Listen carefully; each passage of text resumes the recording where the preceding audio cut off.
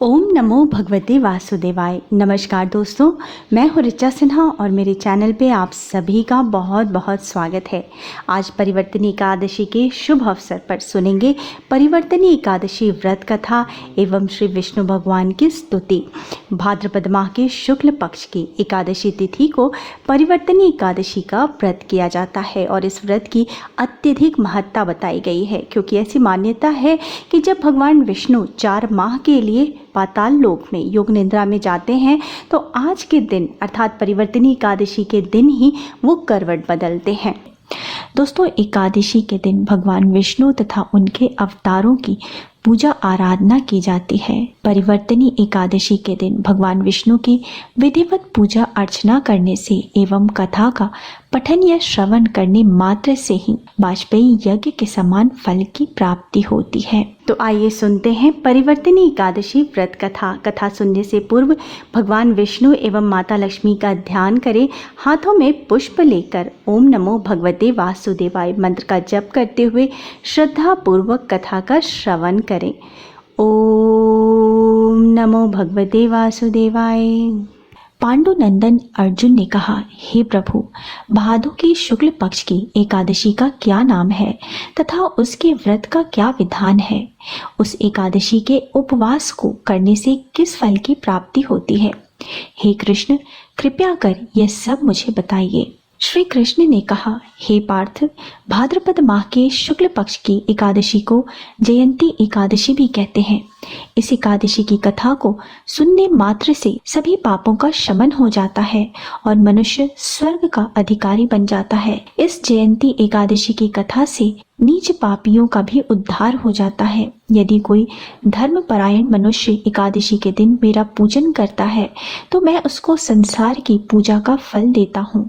जो मनुष्य मेरी पूजा करता है उसे मेरे लोक की प्राप्ति होती है, इसमें तनिक भी संदेह नहीं है। जो मनुष्य इस एकादशी के दिन भगवान श्री वामन का पूजन करता है वह तीनों देवता अर्थात ब्रह्मा, विष्णु, महेश की पूजा करता है। हे पार्थ, जो मनुष्य इस एकादशी का उपवास करते हैं उन्हें इस संसार में कुछ भी करना शेष नहीं रहता। इस एकादशी के दिन भगवान विष्णु करवट बदलते हैं, इसलिए इसे परिवर्तनी एकादशी भी कहा जाता है। यह सुनकर विस्मित होकर अर्जुन ने कहा, हे जनार्दन, आपके वचनों को सुनकर मैं भ्रम में पड़ गया हूँ कि आप किस प्रकार सोते हैं तथा करवट बदलते हैं। आपने बलि को क्यों बांधा और वामन रूप धारण करके क्या लीलाएं की? चतुर्मास्य व्रत विधान क्या है तथा आपके शयन करने पर मनुष्य का क्या कर्तव्य है? कृपया कर यह सब आप विस्तार पूर्वक कहिए। भगवान श्री कृष्ण ने कहा, हे कुंती पुत्र अर्जुन, अब तुम समस्त पापों का शमन करने वाली इस एकादशी का ध्यान पूर्वक श्रवण करो। त्रेता युग में बलि नामक एक असुर था। वह अत्यंत भक्त, दानी, सत्यवादी तथा ब्राह्मणों की सेवा करने वाला था। वह सदा यज्ञ, तप आदि किया करता था। अपनी इसी भक्ति के प्रभाव से वह स्वर्ग में देवेंद्र के स्थान पर राज्य करने लगा। देवराज इंद्र तथा अन्य देवता इस बात को सहन न कर सके और भगवान श्री हरि के पास जाकर प्रार्थना करने लगे। अंत में मैंने वामन रूप धारण किया और तेजस्वी ब्राह्मण बालक के रूप में राजा बलि पर विजय प्राप्त की। यह सुनकर अर्जुन ने कहा, हे लीलापति, आपने वामन रूप धारण करके उस बलि को किस प्रकार जीता? कृपया कर यह सब विस्तार पूर्वक बताइए। भगवान श्री कृष्ण ने कहा, मैंने वामन रूप धारण करके राजा बलि से याचना की, हे राजन, तुम मुझे 3 पग भूमि दान में दे दो, इससे तुम्हें 3 लोक के दान का फल प्राप्त होगा। राजा बलि ने इस छोटी सी याचना को स्वीकार कर लिया और भूमि देने को तैयार हो गया।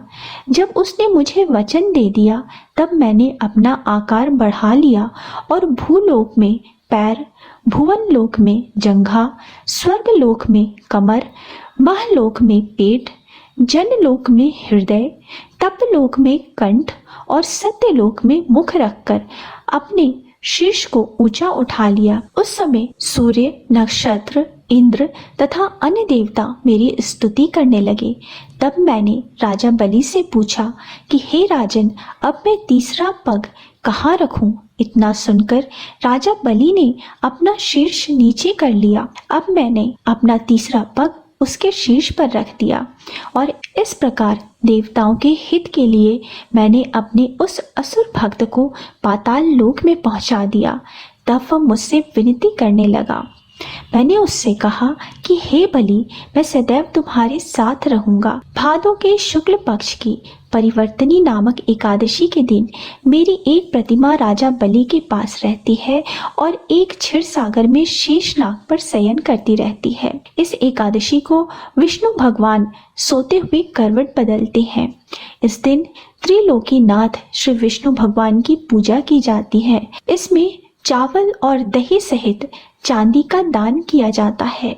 इस दिन रात्रि को जागरण करना चाहिए। इस प्रकार उपवास करने से मनुष्य सभी पापों से मुक्त होकर स्वर्ग लोक को जाता है। जो मनुष्य पापों को नष्ट करने वाली इस एकादशी व्रत की कथा सुनते हैं, उन्हें अश्वमेघ यज्ञ के फल की प्राप्ति होती है। अर्थात कथा का सार ये है कि दान करने के उपरांत मनुष्य को अभिमान नहीं करना चाहिए। राजा बलि ने अभिमान किया और पाताल को चला गया। इससे इस बात का भी बोध होता है कि अति हर कार्य की बुरी होती है। बोलो श्री विष्णु भगवान की जय, लक्ष्मी नारायण की जय। ओम नमो भगवते वासुदेवाय। उम्मीद है दोस्तों आपको मेरा आज का वीडियो पसंद आया होगा। अगर वीडियो पसंद आया है तो वीडियो को लाइक कर दीजिए, परिवारजनों के साथ, दोस्तों के साथ शेयर ज़रूर कीजिएगा और मेरे चैनल को सब्सक्राइब करना मत भूलिए। मिलते हैं अगले वीडियो में, तब तक स्वस्थ रहिए, सुरक्षित रहिए और अपना बहुत बहुत ध्यान रखिए। जय माता दी। ओम नमो भगवते वासुदेवाय। बोलो लक्ष्मी नारायण की जय। दोस्तों अब ध्यान पूर्वक श्री विष्णु भगवान की स्तुति का श्रवण करें या पठन करें। शुक्लांबरं धरं विष्णुं शशिवर्णं चतुर्भुजं प्रसन्नवदनं ध्यायेत् सर्वविघ्नोपशान्तये। शान्ताकारं भुजगशयनं पद्मनाभं सुरेशं विश्वाधारं गगनसदृशं मेघवर्णं शुभांगं लक्ष्मीकान्तं कमलनयनं योगिभिर्ध्यानगम्यं वन्दे विष्णुं भवभयहरं सर्वलोकैकनाथम्। औषधे चिन्तये विष्णुं भोजनं च जनार्दनं शयने पद्मनाभं च विवाहे च प्रजापतिं युद्धे चक्रधरं देवं प्रवासे च त्रिविक्रमम् नारायणं तनोत्यागे श्रीधरं प्रियसङ्गमे दुःस्वप्ने स्मर गोविन्दं सङ्कटे मधुसूदनं कानने नरसिंहं च पावके जलशयनं जलमध्ये वराहं च पर्वते रघुनन्दनं गमने वामनं चैव